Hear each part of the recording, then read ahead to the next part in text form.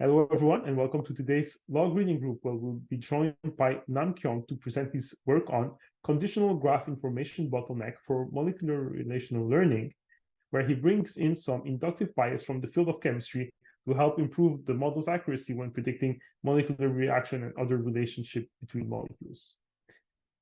If you want to be part of this reading group, press the subscribe button and you can join the Zoom on live to ask your own question for the authors. Hello everyone, I'm Namkyeong Lee and I'm PhD student at KAIST, and currently I'm working in UIUC as a visiting PhD student in Professor Jimeng Sun's lab. Thank you for joining my talk today. So today I'm gonna introduce my recent work that is published in ICML 2023, named Conditional Graph Information Bottleneck for Molecular Relational Learning. So this is the table of contents for today. So I will briefly introduce what is molecular relational learning and what is the functional group in the molecule and information bottleneck theory. And then we will show our motivation of the work and methodology named CGIB and extensive experimental results. And let me start with molecular relational learning. So molecular relational learning aims to learn the interaction behavior between the pair of molecules. So learning the interaction behavior between two molecules can be utilized in many application areas.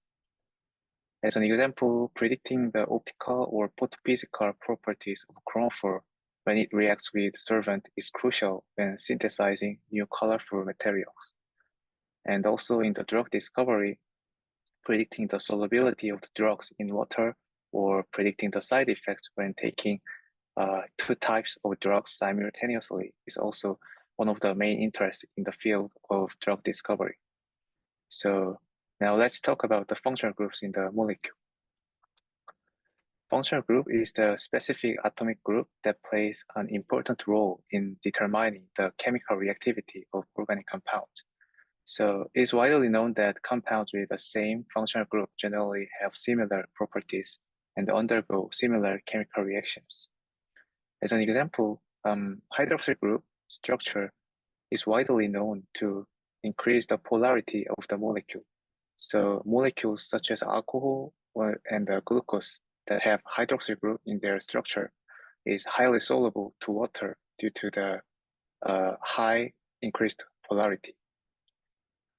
So we argue that it is important to consider functional group for learning the generalized knowledge for the molecular property prediction. And recently, molecule structures are often represented as graph structures and frequently analyzed using graph neural networks. So in this context, if we consider a molecular structure as a graph, then a functional group can be seen as a subgraph within the graph. So we believe that graph neural networks with identified subgraphs could potentially lead to better predictions on the molecule's properties. And there have been numerous studies identifying important subgraphs based on the information bottleneck theory. Now let's go through the information bottleneck theory. Information bottleneck theory can be explained using three types of variables named input variable X and bottleneck variable T and the output variable Y. So the core of the information bottleneck theory lies in two key terms named prediction term and compression term. The first term, prediction term, is designed to maximize the mutual information between the target variable Y and the bottleneck variable T.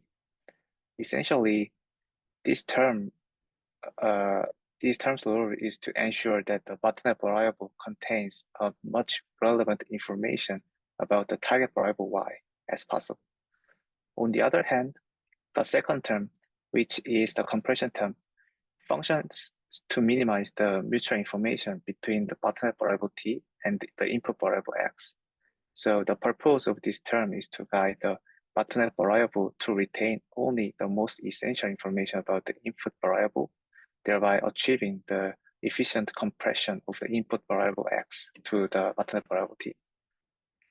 So to summarize, information principle aims to compress the input variable x into the bottleneck variable t, while keeping the information that are most relevant for predicting our target variable, output variable y. Now, let's talk about defining the information bottleneck graph, which is based on the principles of information bottleneck theory. So the information bottleneck graph refers to a subgraph that can maximally preserve the characteristics of the original graph. And in the context of general graph data, we can consider motif as an example.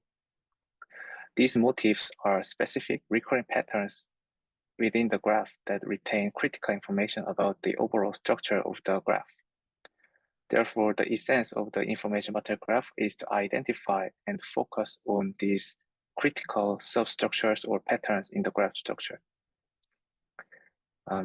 By doing so, we aim to maintain the most informative parts of the graph while potentially simplifying the overall structure, thereby effectively applying the information bottleneck principle to the graph-based data.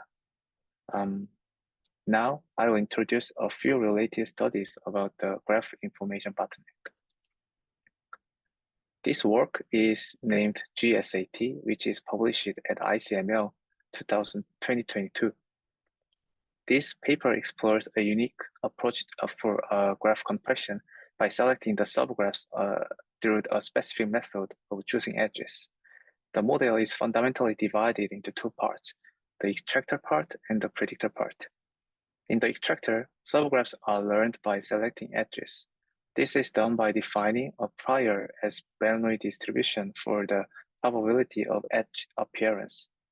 And the extractor then selects edges based on this Bernoulli distribution. And the idea here is to identify the most informative edges that contribute significantly to the structure and properties of the graph. And once the subgraph is defined through these selected edges, the predictor comes into the play. It uses the subgraph to predict a certain property, which is denoted as y. So this method effectively compresses the graph by focusing on the most relevant edges, thus simplifying the structure without losing critical information for predicting y. And this work is named CGIB, which is published at CVPR 2022. This research adopts a different approach from previous studies by selecting important nodes through the injection of the noise into node embeddings obtained by graph neural networks. In other words, the model minimizes the information from the nodes that are detected to be less important by introducing noise into their embeddings. On the other hand, embeddings of nodes considered important are used directly without any injecting noise. Without any injecting noise. So by doing so, this method essentially filters out the less relevant nodes by disrupting their representations, allowing the model to focus on the nodes that are critical to understanding the graph structure and properties. Now, we want to apply information bottleneck theory to molecular relational learning. In our exploration of molecular relational learning, there is a critical point to consider about the functional groups. Specifically, the role of functional group can vary based on the solvent it reacts with. Take as an example, molecules that have a CCF3 structure. When these molecules react with the water, they exhibit a notable decrease in solubility. However, the effects of the CCF3 structure on solubility when interacting with oil remains unknown in the chemistry field.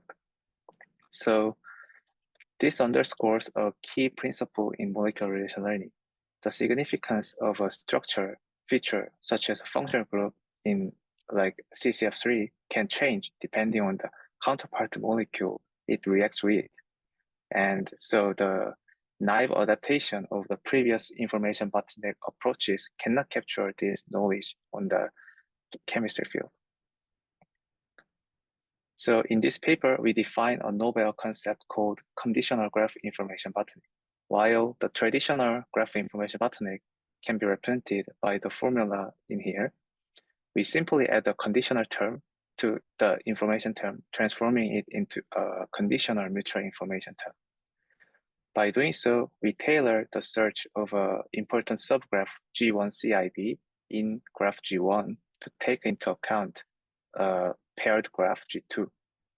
So this adjustment ensures that the identification of crucial substructure within one graph considers the context provided by another, so potentially related graph. And in our research, we proposed the following lemma to justify the objective of conditional graph information bottleneck. The key point of this lemma is that the objective of CGIB serves as an upper bound for the mutual information between G1 CIB and the task-irrelevant subgraph G1N conditioned on G2, which is the paired graph. So consequently, by minimizing this CGIB objective function, our model learns a CIB graph with the smallest mutual information with the task-irrelevant noise G1N. Now I will talk about the methodology. And I will briefly introduce, before we get into the details, I will briefly give an intuitive explanation about our model. So looking at the model structure, you will see that the model takes two graphs, G1 and G2, as an input. And through the graph neural network, we obtain the embeddings for both G1 and G2, named E1 and E2. Then these embeddings are processed through a cross-attention mechanism to yield the modified embedding matrices E1 tilde and E2 tilde. Then they are combined with the original embedding matrix to produce H1 and H2, respectively. And the next step involves using H1 matrix to identify the important nodes within the graph G1, so leading to learning based on the subgraphs. Now let's take a closer look at how model identifies and learns from these important subgraphs. Our model is optimized through the following conditional graph information bottleneck formula. Essentially, we decompose the conditional mutual information and then derive an upper bound of these decomposed terms, which we then optimize with the upper bound. Let's now take a look at how we obtain the prediction loss and compression loss from this process. First, let's focus on the prediction term. We can initially decompose the prediction term into two parts using the chain rule of mutual information. After dividing it into the two terms, we define the variational distribution for the first term, which allows us to establish an upper bound as follows. And for implementation of this upper bound, we consider P theta y given G1 CIB and G2 as a predictor parameterized by zeta, which is given as an MLP, and which outputs the model prediction y based on the input pair G1 CIB and G2. And this upper bound is minimized by minimizing the prediction loss, which can be modeled as the cross entropy loss for classification and the mean squared loss for the regression task. On the other hand, we found that the second term, which came after decomposing this original term, was impeding the model's learning, so we choose to omit it. Intuitively, this term represents the minimization of the mutual information between the target variable y and the servant G2. However, in the context of a molecular relation learning tasks, where G1 and G2 together contribute to an outcome, minimizing this term does not align with our intuition. So it wouldn't make sense to reduce the mutual information in a scenario where the interaction between these two graphs are crucial for prediction. So we choose to omit this term during our implementation. Now, we will turn our attention to the compression term, which is a second term in our model's objective. Similarly, using the chain rule, we can break down the compression term into two separate losses. The first loss involves minimizing the mutual information between joint variable of G1 and G2 and G1 CIB, Following the approach of CGIB, we perform compression by injecting noise into the nodes that are detected to be unimportant. And the second loss aims to maximize the mutual information between G2 and the G1 CIB. This term encourages G1 CIB to retain as much information about G2 as possible. So it's the unique term that arises from using conditional mutual information. And later in the experimental results, our ablation study will demonstrate that how critical this term is to the success of CGIB. And let's first discuss the noise injection part. As I mentioned earlier, we learned the importance probabilities Pi for each node based on the embedding matrix of H of G1, graph 1, which is obtained after the interaction between the graph 1 and graph 2. So the learned importance probability Pi are then treated as the likelihood of retaining the original node embeddings or replacing them with noise, which is sampled from whose noise is sampled from the Gaussian distribution, whose mean and the variance are obtained from the node embedding matrix. Thus, the information of G1 and G2 are compressed into the C1 G1 CIB with the probability P by replacing non-important nodes with the noise. And to ensure the process is differentiable, which is we use the Gumbel sigmoid function for this Bernoulli distribution. And finally, we optimize this term with the following upper bound. So you can check the detailed proof of the upper bound in our paper. And let's consider the second term. This term is responsible for maximizing the mutual information between G1 CIB and G2. In essence, it ensures that when G1 CIB is compressed, it retains as much information about G2 as possible. Intuitively, this term will guide the model to utilize G2 when identifying G1 CIB. For this term, we employed two variations. The first involves optimizing the model through variational upper bound. And this upper bound can be calculated as the same way as previous upper bounds. And the loss is modeled to predict the G2's representation based on G1 CIB's representation. And the second variation is based on the contractive learning, which has become well known in the field of representative learning for its ability to maximize the mutual information between the objects. So for this model, we trained the model by treating subgraph G1 CIB and the paired molecule G2 as positive pair, while considering other pairs in a batch as a negative. And we have termed this approach as a CGIB cont. And now let me move on to the experimental section of our presentation. We conducted experiments using 3 distinct datasets. The first dataset is related to chromophores, consisting of various chromophores and solvents. The task here is to predict the photophysical property of chromophores, such as absorption max, emission max, and lifetime, when they react with the various solvents. And the second task involves predicting the solvation-free energy, which is associated with the solubility of the molecules. And this involves a deep understanding of the interaction between molecules and their solvation environment. And lastly, we have the drug-drug interaction task, which is concerned with the side effects that occur when different drugs interact with each other. And this variety of experiments are designed to test our model's ability to predict various molecular interaction behaviors.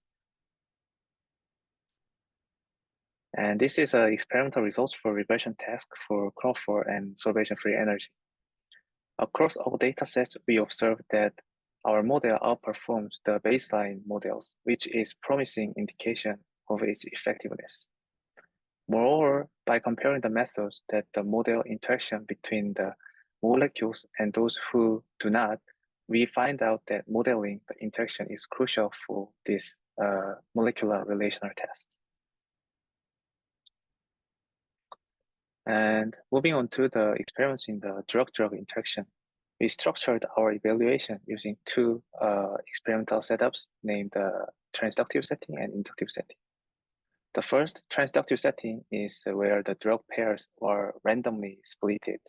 And in the second, in the inductive setting, we ensured that the test set could include the drugs that are not seen in the training set by splitting the train and test sets accordingly.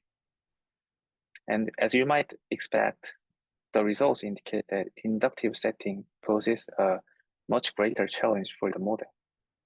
And interestingly, our model demonstrates more significant performance gap in the inductive setting compared to the existing baselines. And this suggests that our model, which makes predictions based on functional groups, has learned generalized knowledge of which functional group is important for the task.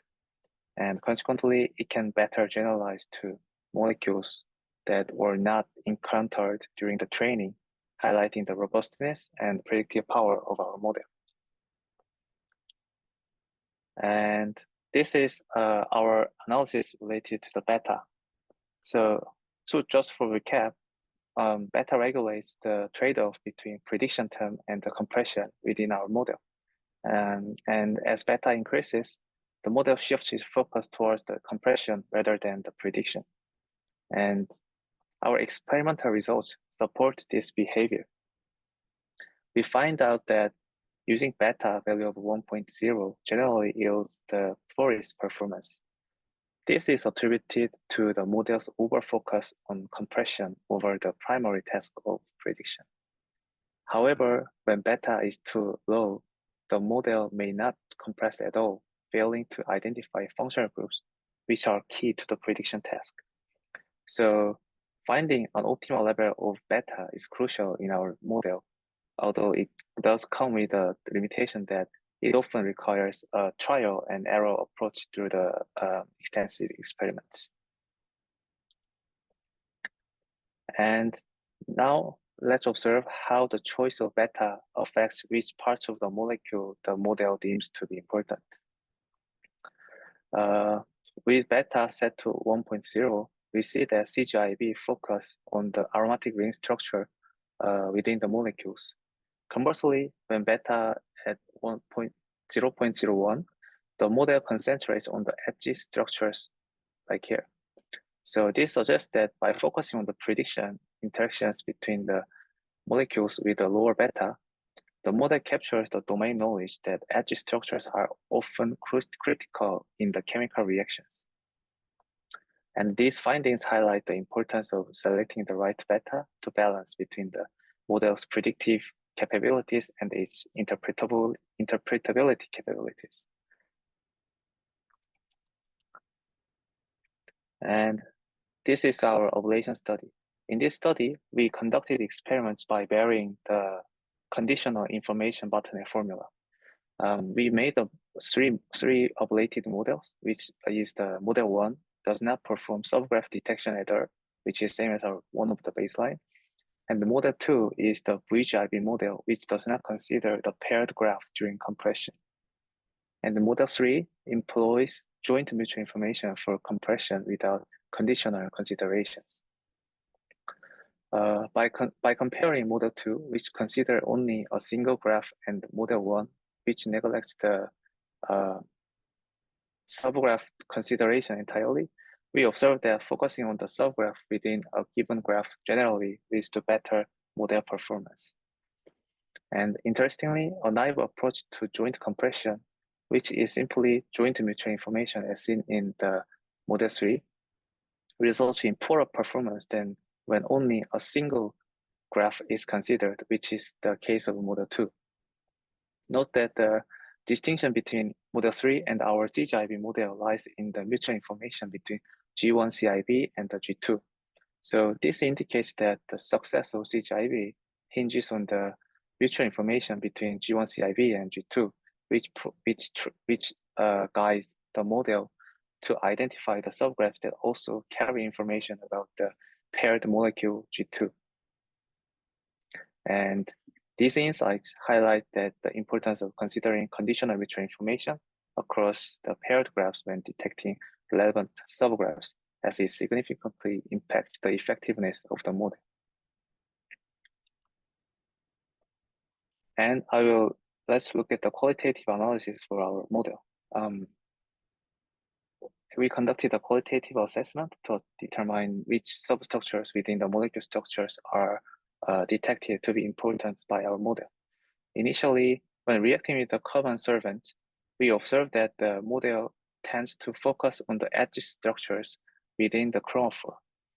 Chemically, it is widely known that the chemical reactions usually happen around the ionized atoms in the edge structures. However, when the reaction involves liquid oxygen as the solvent, the model considers the entire structure of chromophore to be significant. It is also known that chemical reactions can happen in the entire molecule because the size of an oxygen solvent is small enough to permit the chromophores. So this behavior suggests that our model has effectively learned the chemical knowledge discerning the importance of different molecular structures in various chemical contexts. Next, I will present an analysis on how the model determines the importance of various parts of a single chromophore when it reacts with multiple solvents.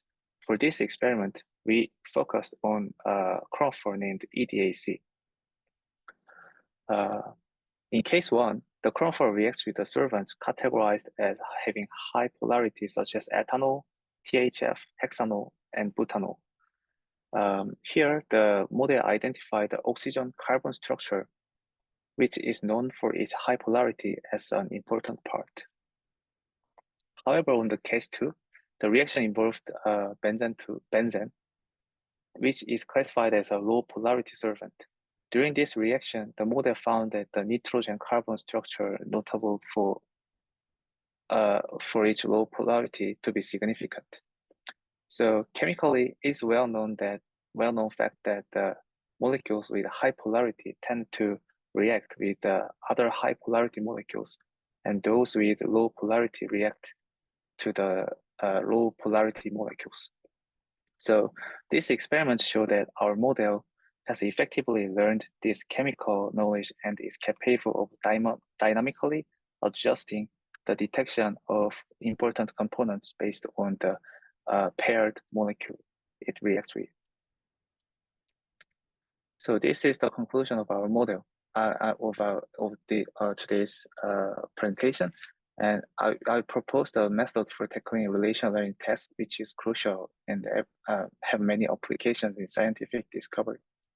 And we find out that it's crucial to consider graph 2, which is solvent, when detecting the important subgraph from graph 1. And one further appeal of CGIB is that it has interpretability, which makes it highly practical for scientific discovery process. And let me now share some exciting future directions in our research. So there are so many problems about the interaction between the pairs of objects in the scientific field. Firstly, we are looking at the protein molecule interactions. And these interactions play a crucial role in treating human disease, primarily because drug molecules bind to the target proteins to combat illnesses. So relevant tasks in this area include protein ligand binding pose prediction and protein ligand binding affinity prediction. So gaining insights into which sites of the protein are pivotal could be incredibly beneficial for these tasks. And particularly in these tasks, I wonder if 3D geometry information is known to be, I heard that 3D geometry information is known to be extremely important. So I think there exists a new challenge about how can we apply the information bottleneck approach to the 3D data.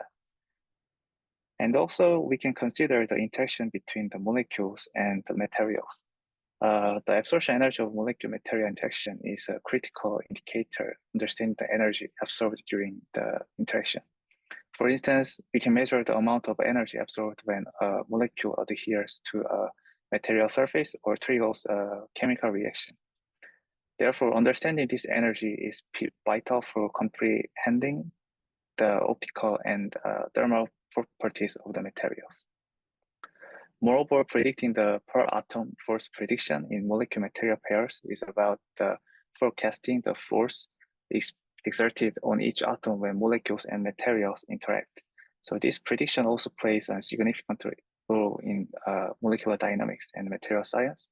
So I think there are many other interesting future directions for applying our methodology in the various scientific fields. Yes, thank you for listening to today's talk today. And if you have questions, we can talk about it. Yes, thank you for listening today.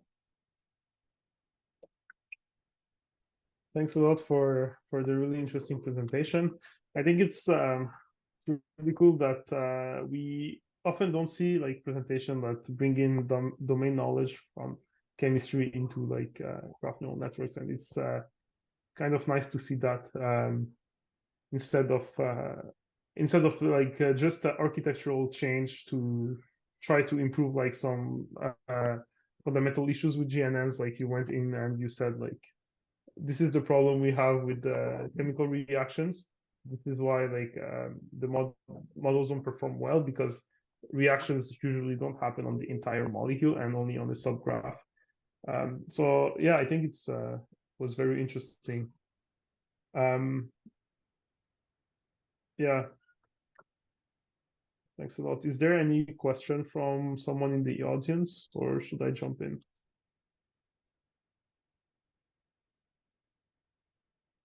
Yes. Yeah, okay, let me ask.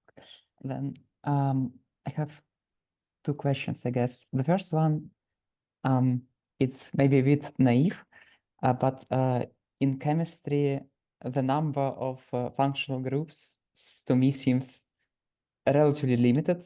So is it true that here you consider like interactions between functional groups as well? Or am I just wrong saying that their total number is relatively limited to sort of learn them more directly? Can you more clarify the question? Sorry.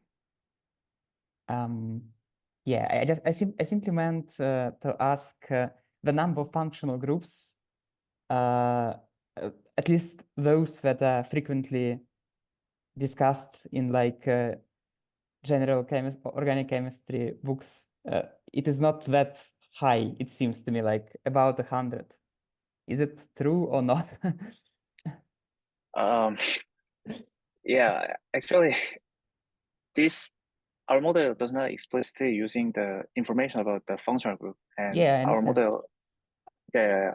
So, okay, never mind. Anyway, yeah, I just wanted to yeah. ask for myself. I will take a look. But then the follow-up question is just your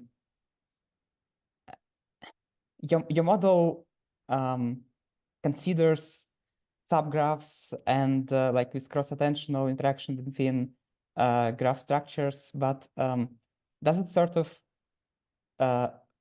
learn those subgroups and learn to recognize them again and again in different graphs? Or is it more ad hoc and like it is not given that it will extract the same functional group in a new graph, in an unseen graph, a pair graph of graphs, I mean. So you mean our model is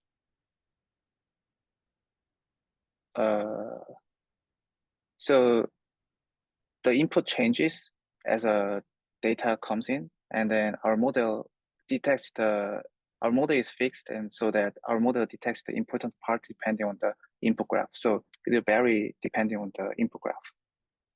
Yes, my question is sort of, is it possible to scan a large collection of chemicals and extract like chemical representations of subgraphs that your model considers to be important, so that they would be like frequently yeah, but appearing? I think it'll take many like very expensive course, because we should first define the important structure that with a domain expert knowledge, and then we should extract all the or the corresponding structures in the dataset.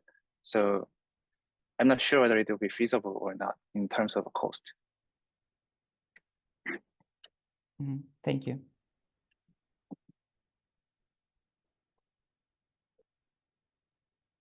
Yes, any other question?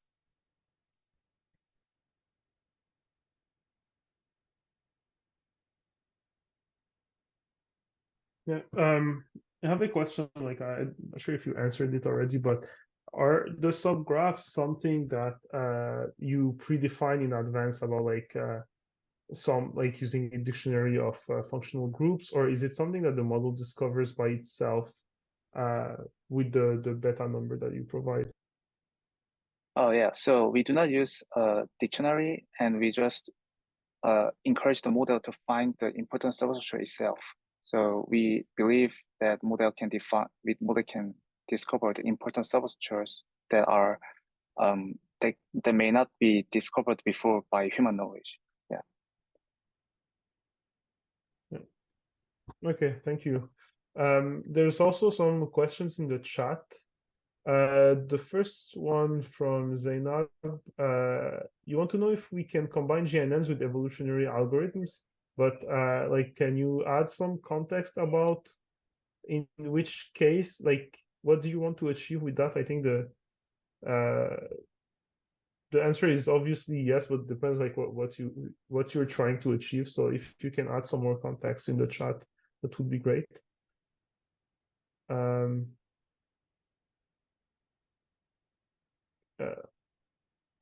So Timur asks the question like if you considered bipartite graphs, and yeah, using subgraph embedding as kernels instead of oh no, that's someone else's question. Yeah, did you consider to use bipartite graphs or? No, we just use the molecular graph, which is just a simple molecule structures, which is represented the graph structure. So it is not about the bipartite graph. But you can also, but we also tried to apply our method to graph similarity learning task beyond the molecular relation learning. So in that case, we can consider bipartite graphs as a single instance for the comparison. And if you could use this. I'm not sure about if we can use this subgraph embedding as a kernel. Yes. And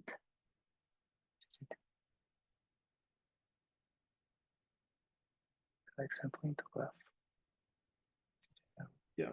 So one of the question is about like if you want to use that for protein ligand interaction, so that the model kind of learns to subset regions of the protein.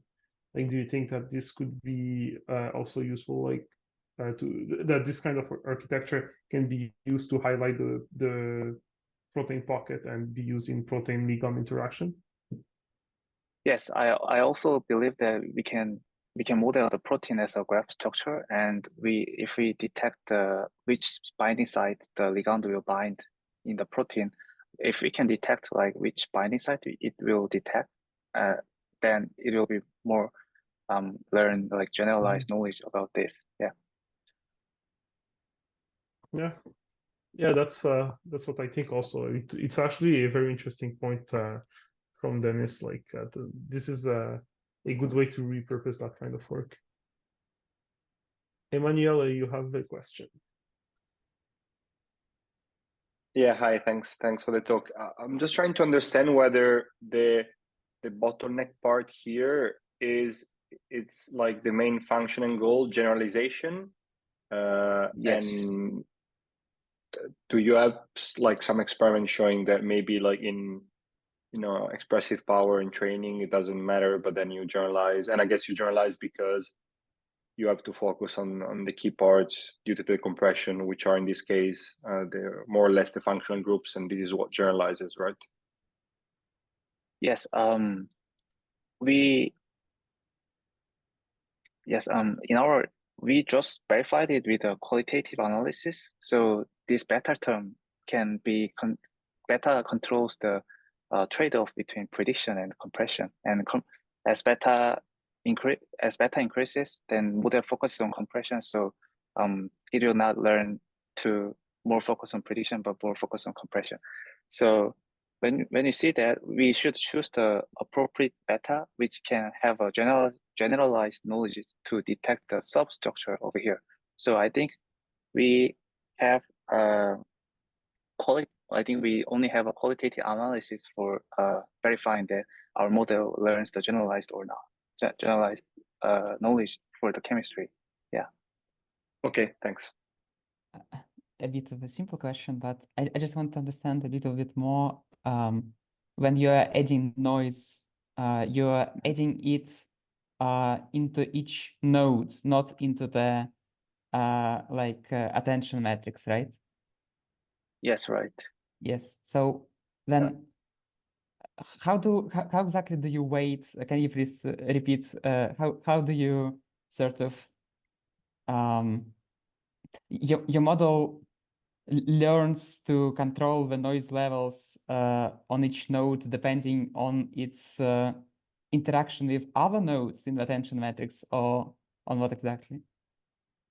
Yeah, so we are, after passing the GNN for 2 graph, we have a matrix of only matrix E1, which contains only the information of G1, right? And it interacts with the cross attention matrix. By using the cross attention, we can obtain E1 tilde, which contains the information about E2 and E1 both, but mainly focus on E1. So after concatenating this E1 and E1 tilde, we obtain the H1 matrix, which will be used for detecting the important node. So by pushing this first row of the matrix, the model can determine whether this first node will be important or not for predicting the our target. So that's our main idea. Mm-hmm. Okay, thank you. Like for me, the main question that I'm trying to understand for myself is how can the model generalize across different molecular structures and their pair interactions? Because like it seems it is possible, of course, to understand like on a given pair which nodes are important and which are not, but what allows it to transfer knowledge between molecular pairs? So you mean like unseen molecular pairs? Yes, not seen during the training? Yes. Oh, yeah. So I think it's just parameterized, because our model is parameterized with the MLP. So this knowledge is when even so we can train the MLP which is detecting which node is important, right? So I think we can just use this MLP for which aims to detect the important subgraph to the unseen pair, so that we can still detect the important nodes in there.